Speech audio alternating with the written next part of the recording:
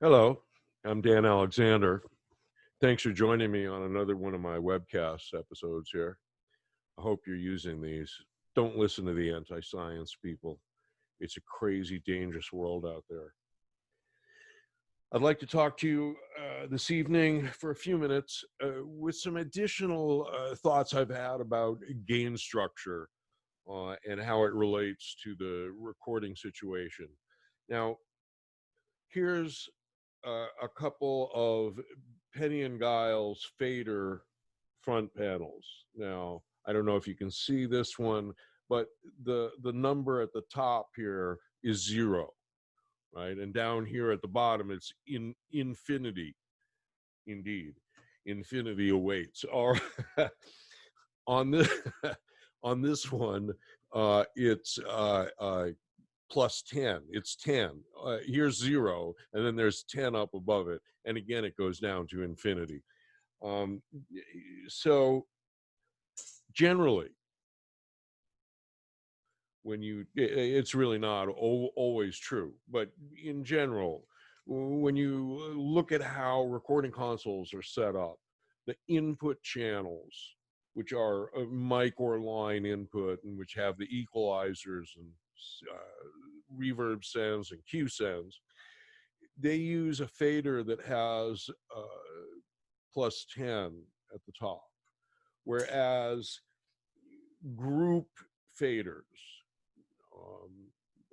whatever they might be used for, those generally use the panel that has a 0 up at the top.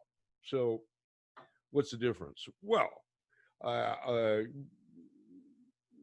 on one level, if you set your fader knob to 0 on this fader, it should represent the same situation as a fader knob set to 0 on this fader. But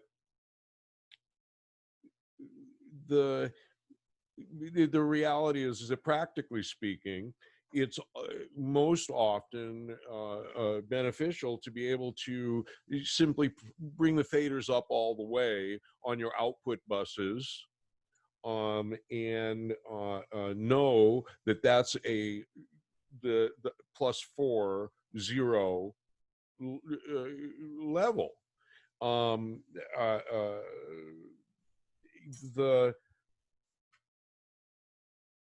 What does this nomenclature mean, or what do you relate it to?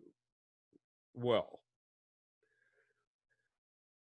let's assume for a second that you have a microphone coming into the channel that this fader is on, and when the signal comes through that microphone, you want to set the level on the preamp gain level on your console channel so that it's giving you the optimal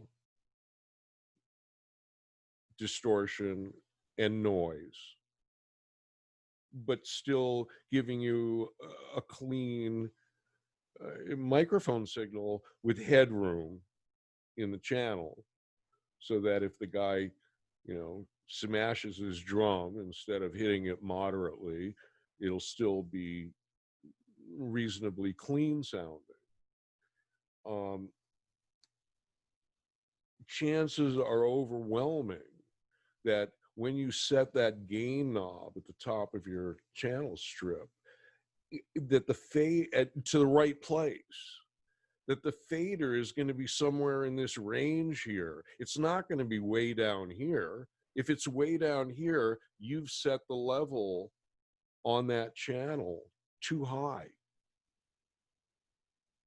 Unless you want some distortion, which, well, again, that's a personal thing. But if what you want is an optimal signal with the best lowest harmonic distortion and the best signal to noise ratio, you want your faders to be running somewhere in this range up here, and you want to set that knob to, basically you want to set the gain of the channel as low as you can to still get a signal that's going to your output bus or your recorder at an optimal level.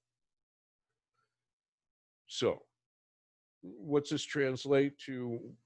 After you've made the recording and you do a playback, then you're coming in from your recorder into your console, if you're doing it this way, which today, some people do, some people don't.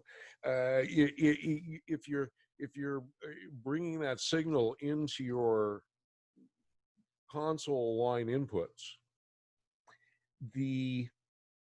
and it's properly recorded, when you play it back, the gain on your fader, it's not going to be way down here. It's going to be somewhere up in here in this more optimal range that gives you the best control and gives you the best signal to noise ratio, and so on and so forth. So it applies all the way down your signal path. If your tape recorder, you're using a tape recorder, if your tape recorder is misaligned, so that when you play the signal back, you're not getting as much gain as when it went in, well, then you're going to be riding your fader on that channel up higher, right? Okay, so it's all about optimizing every step in the signal path. Obviously, that will give you the best result that you can get, at least from a theoretical perspective. From a technical perspective, it doesn't mean that from an artistic perspective it's the best thing. The best thing is whatever you want to hear. And if you want to hear is well, fine, then that's what you want to hear, and it's great when it's great, so it's all a matter of music and how the technical aspects of the recording art reflect the music. So so like that there. So okay, thank you very much, and I hope you'll join me again for some more of these adventures in audio. And do me a big favor and hit the subscribe button. That would really help me out, and I hope you'll stay safe. Don't listen to those anti-science people. We have to break the chain of infection. All right, have a good one. Take care.